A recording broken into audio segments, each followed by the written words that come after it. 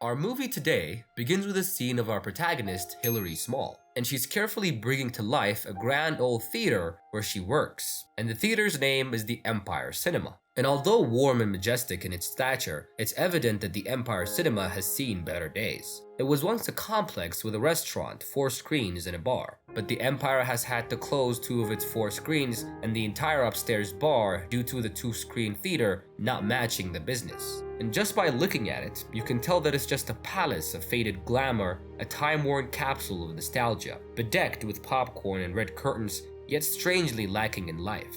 And Hilary Small is a lonely middle-aged woman. Just like the theater itself, Hilary's not in the best of states, both mentally and personally at work. Hilary lives in extreme loneliness, which affects her very much, and we see her eating and going about her daily chores all by herself. Even when she's out for dinner at a restaurant, a book is her only companion. And there is in fact also a sense of a wish to end it all, as we see her slide into her tub of water at the house and her hands slowly losing their grip. But Hilary always manages to get back up, and perhaps out of habit than anything else, because her life is a bit dull and dismal. Like, she keeps living with Donald's extramarital advances towards her, and she does nothing about it. And it is clear that this woman is disgusted by the whole situation, but she doesn't protest against it during the first half of the film. And it is also undoubtedly the only physical touch that she's ever had, and perhaps her loneliness is also at play here in this decision that she's made. And Hilary is the deputy manager at the Empire Cinema, and her job includes a bit of everything. She sells tickets, checks receipts, and sometimes she cleans the auditorium after the show.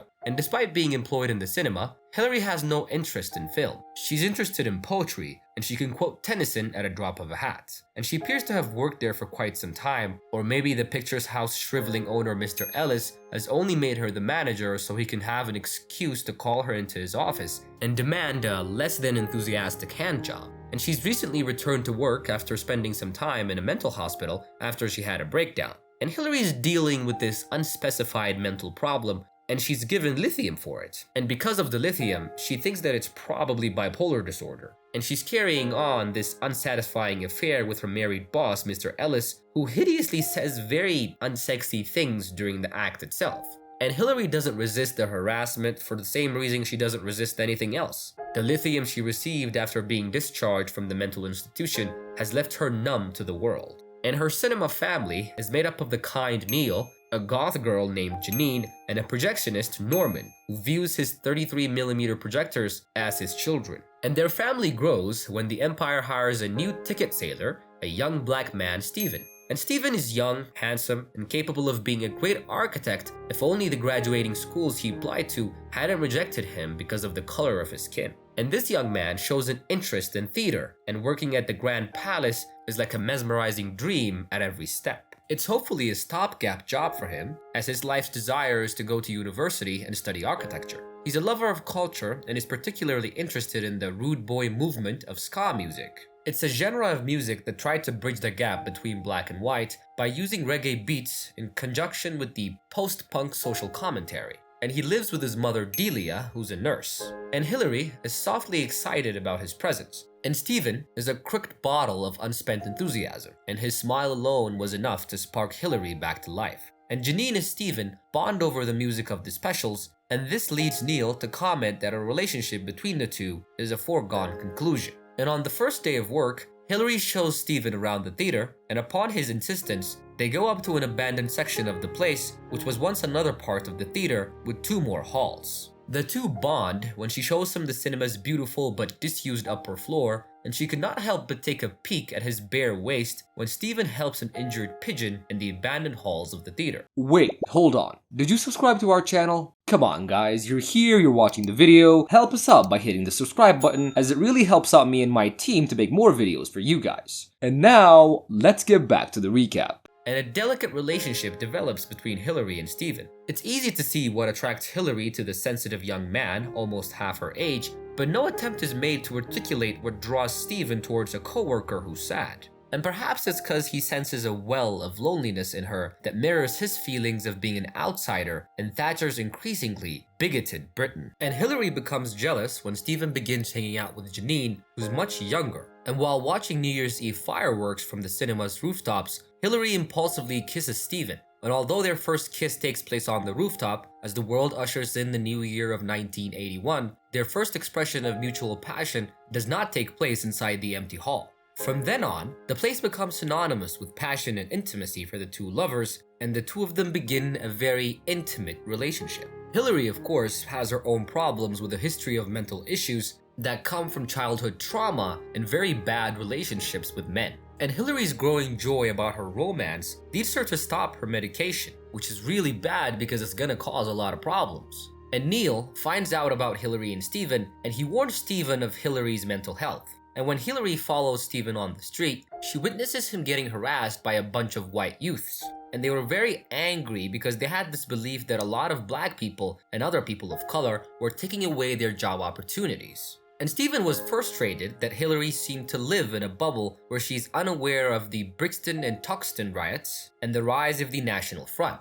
And later on, a similar situation pans out when an old customer at the theater was almost about to use a very bad slur against Steven, and of course Steven obviously expected Hillary to protest against this and take his side. Not just as his new lover, but as his colleague as well. And he's extremely disappointed when Hillary instead tries to defuse the situation by complying with the very bigoted man. And nonetheless, he still supports Hillary and he continues to provide her love and company. But Steven also starts to realize that their relationship cannot last long. And later on, Hillary and Steven go to the beach and their romance reaches its peak where the two spend their best moments together. And Steven tells her about his first love, Ruby, who works at the same hospital as his mother. And when he asks her about her past, she goes on this agitated rant about men and angrily destroys the sandcastle that they were building. And the good time that they were having at the beach turns into a bitter experience with Hillary's outburst against being told what to do, which is definitely fueled by her undisclosed past and her internal struggles. And Steven doesn't react to all of this. It's almost as if he understands her situation, because after all, it was their sensitive nature that brought them together. But Hillary cannot take it when Steven later tells her that it's perhaps best for them not to see each other anymore, and she feels very hurt by such a suggestion. And although Steven's sense of insecurity around the world was at the center of this suggestion, Hillary's own security about herself kicks in. And she's been evidently jealous of Janine, and Janine has also expressed interest in being with Steven. And now Hillary feels as though her lover betrayed her. And she spirals out of control from here on, and despite Steven's best efforts to reach out to her, Hillary doesn't come to work or leave her house at all for a stretch of days on end. And meanwhile at the Empire, Mr. Ellis was thrilled that the cinema will be home to the South Coast opening of Hugh Hudson's Chariots of Fire, a big affair that will be graced by celebrities and local politicians. This is a very big win for Ellis, who's essentially a very small fish in the very big cinematic pond. And at the premiere, a manic Hillary gets on stage and delivers a very agitated speech before she reveals to her colleagues and, more importantly, Mr. Ellis's wife, that the man had been exploiting her for quite a while now. And apparently, Hillary was having another episode of mania, part of which stems from her lack of medication. And eventually, once again, Hillary is forced to be admitted to a psychiatric hospital again. And Steven tries to understand what she's going through, but her mania has led her to become deeply paranoid and beyond the help of anyone. And during this time, he grows more close to the projectionist at the Empire Cinema, Norman, who's otherwise a very peculiar man who doesn't allow anyone else to enter his room. And Steven begins training with him and learns the procedures involved in film screening. And eventually, Steven reunites with his ex-girlfriend Ruby at the theater, and they get very romantic with each other. And soon, Hillary gets released from the hospital, and Steven finds her seated by the sea one day, and he encourages her to come back to the Empire Cinema and resume her work. And at this point, Steven and Hillary are no longer romantic partners, they're just friends. And by now, the horrid boss Donald was gone, having moved to Brighton, and Hillary did decide to return. And when she did return, she was welcomed back in the theater warmly by her colleagues. And during her welcome back party, a huge National Front march goes on the seaside town, and a skinhead crowd marches past the theater. And some of its members spot Steven, and they break into the place and viciously beat him up until they're arrested by the police. And having to be admitted to the hospital, Steven is looked after by his nurse mother, Delia. And Hillary definitely wanted to visit Steven, but she refrained from doing so for a couple of weeks out of desperation to keep herself away. And perhaps there is also an element of societal perception about the differences between herself and Steven, and Hillary finds it difficult to face her ex-lover's mother in such a scenario. And going to the hospital once more, she meets with Steven, who cherishes her presence, and perhaps even more importantly, Delia now talks to her and tells her how her son still remembers the time he spent with her very fondly. And although it's not very directly expressed by her, Delia approves of whatever Hillary has done for her son, and she also appreciates her support at the present time. And when Hillary returns to Empire, she asks Norman to play a film on the big screen just for her. And from the very beginning of the movie, it's been a crucial point that Hillary has never watched a film at the theater. And as Hillary watches a movie on the big screen for the very first time, she weeps emotionally. And Steven returns to the theater, but informs Hillary that following her advice, he's decided to return to college and will be leaving town. And even though it was Hillary who encouraged him not to give up and keep pursuing his interests, it does take her some time to accept the situation. After all, she's grown very fond and attached to Steven. But they ultimately decide to end their relationship for good with a loving embrace. And Steven is seen taking the train to Bristol, reading Philip Larkin's The Trees from a book that Hillary had gifted to him. And on the other side, Hillary looks content and excited with where she is in life, with the promise of new beginnings through the voiceover in the poem and the promise to keep seeing each other during vacations. And just like that, Empire of Light ends with a very positive and hopeful note.